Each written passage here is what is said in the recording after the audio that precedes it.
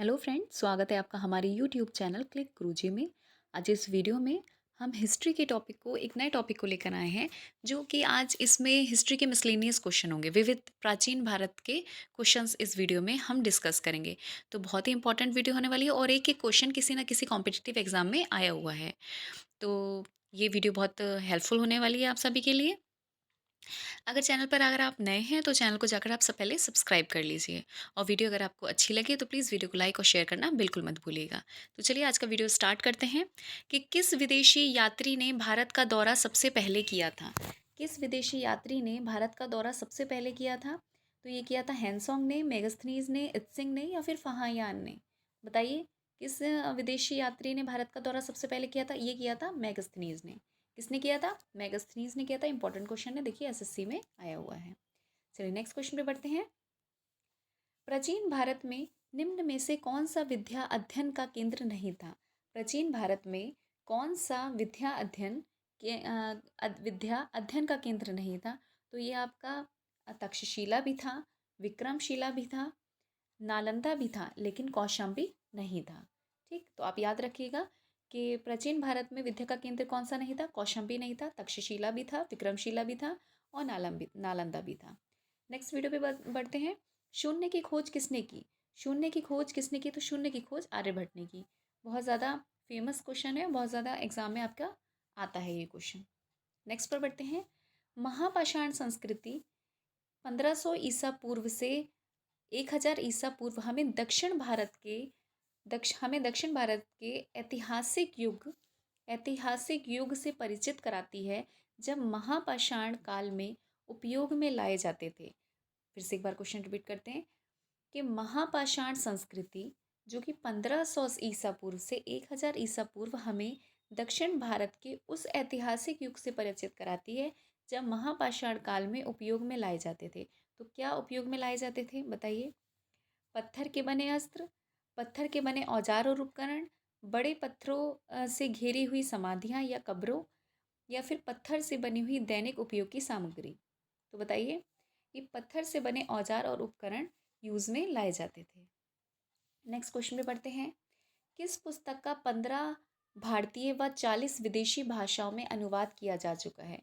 किस पुस्तक का 15 भारतीय और व 40 विदेशी भाषाओं में अनुवाद किया जा चुका है? तो बताइए किसका ये किया जा चुका है? तो ये किया जा चुका है पंचतंत्र का। पंचतंत्र की कहानी सुनी होगी। ये 15 भारतीय भाषाओं में और 40 विदेशी भाषाओं में इसका अनुवाद किया जा चुका है। नेक्स्ट वीडियो में बढ़ते हैं।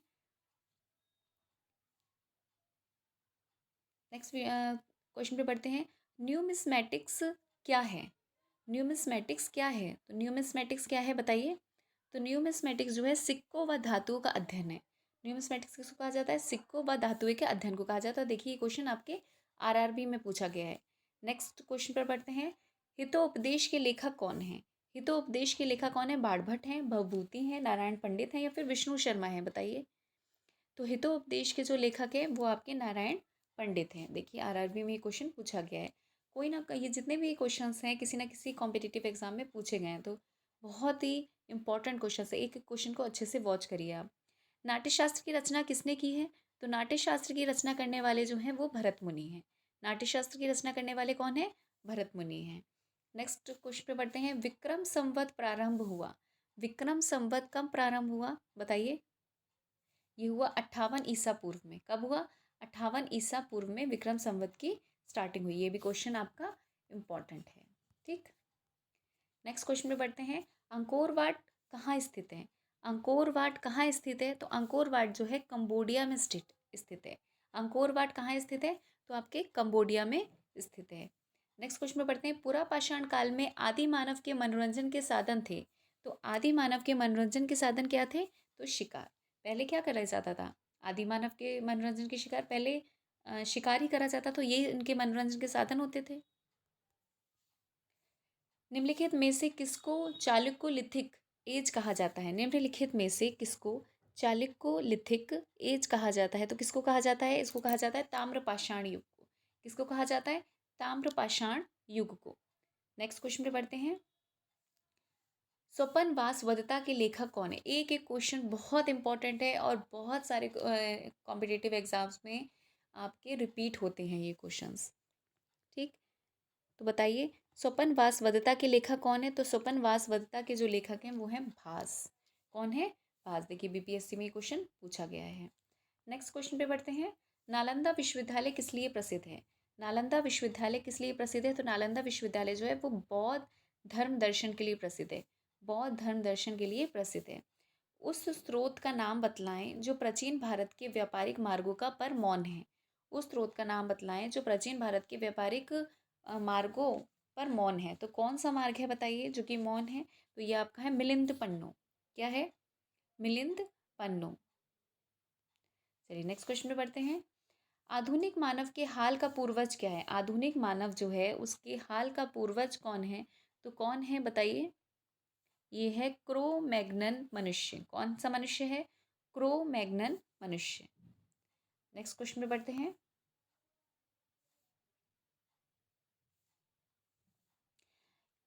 ईसा की प्रारंभिक सदियों में भारत तथा रोम के बीच घनिष्ठ व्यापारिक संबंधों की सूचना किस पुरास्थल की खुदाई से प्राप्त होती है? ईसा की प्रारंभिक सदियों में भारत तथा रोम के बीच घनिष्ठ व्यापारिक संबंधों की सूचना किस पुरास्थल की खुदाई से प्राप्त होती है? तो किस पुरास्थल की खुदाई से प्राप्त होती है बताइए? तो ये प्राप्त होती है अरिकमेडु से। किससे प्राप्त होती है? अरिकमेडु से। देखिए यूपी पीसीएस में क्वेश्चन आया हुआ है। चलिए नेक्स्ट पर बढ़ते हैं। आधुनिक देवनागरी लिपि का प्राचीनतम रूप है। आधुनिक देवनागरी लिपि का प्राचीनतम रूप है। तो कौन सा रूप है प्राचीनतम बताइए देवनागरी का? तो ये है आपका ब्राह्मी लिपि। कौन सा है? ब्राह्मी लिपि जो है वो प्राचीनतम रूप है आधुनिक देवनागरी का। नेक्स्ट क्वेश्चन पे बढ़ते हैं। मानव द्वारा मानव द्वारा सर्वप्रथम प्रयुक्त अनाज। तो सबसे पहले मानव द्वारा प्रयुक्त अनाज कौन सा था? तो सबसे पहले मानव द्वारा प्रयुक्त अनाज जो था वो था आपका गेहूं और जौ। क्या था? गेहूं व जौ। चलिए नेक्स्ट क्वेश्चन पे बढ़ते हैं। कौन सा जोड़ा सुमेलित नहीं है? यहाँ पर बताना है कौन सा जोड़ा सुमेलित नहीं है। तो देखिए रवि कीर्ति जो है इनके पुलकेशन द्वितीय ही हैं। भवभूति कन्नौज के यशोवर्मन, दंडी नरसिंह वर्मन से रिलेट करता है। लेकिन हरिशेन जो है वो हर्ष से रिलेट नहीं करता है। तो ये जोड़ा जो है ये यहाँ पर सुमेलित नहीं है। बाकी रवि कीर्ति पुलकेशन सेकंड, भवभूति कन्नौज के यशोवर्मन, दंडी जो है नरसिंह वर्मा से आपका वर्मन से आपका रिलेट करता है। लेकिन हरिशेन आपका हर्ष से रिलेट नहीं करता है। ठीक, नेक्स्ट क्वेश्चन पे बढ़ते हैं। देखिए आपके सामने यूपीपीसीएस में आए हैं ये क्वेश्चन। काव्य शैली का प्राचीनतम नमूना किसके अभिलेख में मिलता है? तो काव्य शैली का प्राचीनतम नमूना किसके अभिलेख में मिलता है? तो ये मिलता है आपका रुद्र दमन के। किसके मिलता है? रुद्र दमन के अभिलेख में। नेक्स्ट क्वेश्चन पे बढ़ते हैं। वीडियो अगर अच्छी लग रही है तो प्लीज़ वीडियो को लाइक और शेयर कर दीजिए। नेक्स्ट क्वेश्चन पे बढ़ते हैं। निम्नलिखित में से कौन सा बंदरगाह पोडिको पोडिको पोडुके पोडुके नाम से दी पेरिप्लस ऑफ द इरिथलियन सी लाल सागर का भ्रमण के अज्ञातनामा लेखक को ज्ञात है? तो बताइए कौन सा है वो? फिर से बताती हूँ। निम्नलिखित में से कौन सा बंदरगाह पुडुके नाम से द पेरिप्लस ऑफ द इरिथलियन सी जिसको बोलते हैं लाल सागर का भ्रमण के अज्ञातनामा लेखक को ज्ञात था? तो कौन सा ऐसा लेखक है जिसको ये ज्ञात था बताइए? तो ये जो ज्ञात था ये थे अरिका मेडू को। किसको ज्ञात था? कौन से लेखक थे? अरिका मेडू। इसे याद रखिएगा, नाम से आप कंफ्यूज मत होइएगा। नेक्स्ट क्वेश्चन में पढ़ते हैं। ताम्रशम जिसको ताम्र पाषाणकार जिसको कैल जो आपका बोला जाता है कैलकोथिलिक एज में महाराष्ट्र के लोग मृतकों के घर के फर्श के नीचे किस तरह रखकर दफनाते थे? जो ताम्र पाषाण काल में महाराष्ट्र के लोग मृतकों के घर के फर्श के नीचे किस तरह रखकर दफनाते थे? तो किस तरह मृतकों को दफनाया जाता था बताइए महाराष्ट्र के लोग? तो ये दफनाए जाते थे उत्तर से दक्षिण की ओर। कैसे दफनाते थे? उत्तर से दक्षिण की ओर दफनाए जाते थे। नेक्स्ट क्वेश्चन में पढ़ते हैं। भीमबेटका किसके लिए प्रसिद्ध है? Most important question. भीमबेटका किसके लिए प्रसिद्ध है? तो भीमबेटका जो है आपका गुफाओं के शैलचित्र हैं के लिए प्रसिद्ध है। नेक्स्ट क्वेश्चन पे पढ़ते हैं। सुमेलित करना है, बताइए।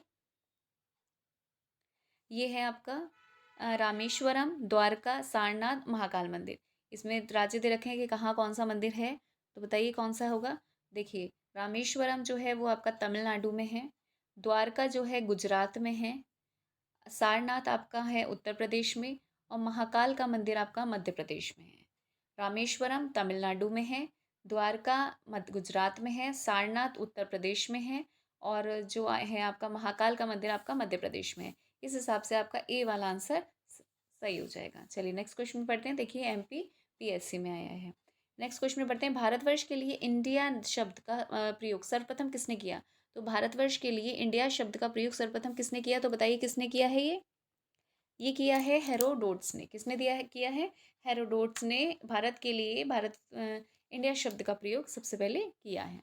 नेक्स्ट क्वेश्चन पढ़ते हैं, निम्नलिखित में से कौन सा नवीनतम समझा जाता है? तो कौन सा नवीनतम समझा जाता है? तो ये समझा जाता है क्रो मैग्नन मानव को नवीनतम समझा जाता है।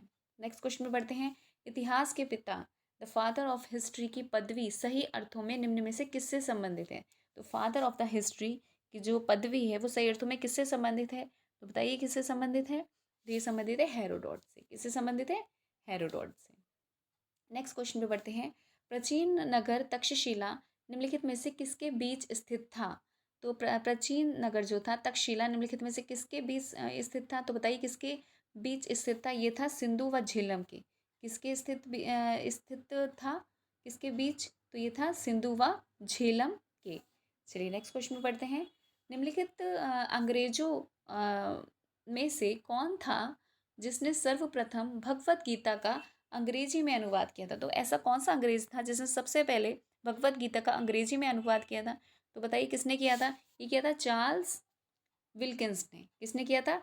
चार्ल्स विल्किंस ने सबसे पहले भगवत गीता का अंग्रेजी में अनुवाद किया था। देखिए यूपीएससी में आया है ये क्वेश्चन। नेक्स्ट क्वेश्चन पे बढ़ते हैं, निम्नलिखित प्राचीन भारतीय अभिलेखों में कौन सा एक खागान को देश में संकट काल में उपयोग हेतु सुरक्षित रखने के बारे में प्राचीनतम शाही आदेश है? फिर से पढ़ती हूँ, निम्नलिखित प्राचीन भारतीय अभिलेखों में से कौन सा एक खागान को देश में संकट काल में उपयोग हेतु सुरक्षित रखने के बारे में प्राचीनतम शाही आदेश है? तो कौन सा है बताइए? तो ये आपका है सोहगौरा ताम्रपत्र। क्या है? सोहगौरा ताम्रपत्र है। नेक्स्ट क्वेश्चन में पढ़ते हैं, निम्नलिखित में से भारत में निम्नलिखित के आने का सही कालक्रम क्या था? तो सही कालक्रम कौन कौन सा था बताइए? भारत में निम्नलिखित में से आने का इनका, तो इसमें है आपका सबसे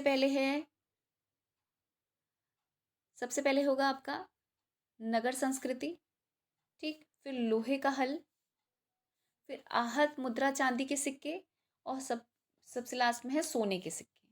सबसे पहले क्या हुई?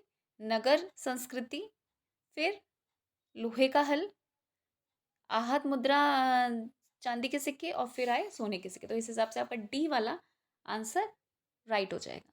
ठीक है, चलिए नेक्स्ट क्वेश्चन में बढ़ते हैं, प्राचीन भारत में निम्नलिखित में से कौन सी एक लिपि दाईं ओर से बाईं ओर लिखी जाती है?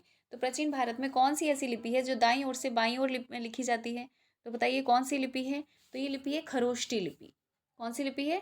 खरोष्टी लिपि। और ये क्वेश्चन इंपॉर्टेंट है, इसे याद रखिएगा। नेक्स्ट क्वेश्चन पे बढ़ते हैं, निम्नलिखित में से कौन सा एक भारतीय भारत में व्यापारियों का निगम था? तो कौन सा ऐसा प्राचीन भारत में व्यापारियों का निगम था? तो कौन सा था बताइए? तो ये था आपका मणिग्राम। कौन सा था? मणिग्राम।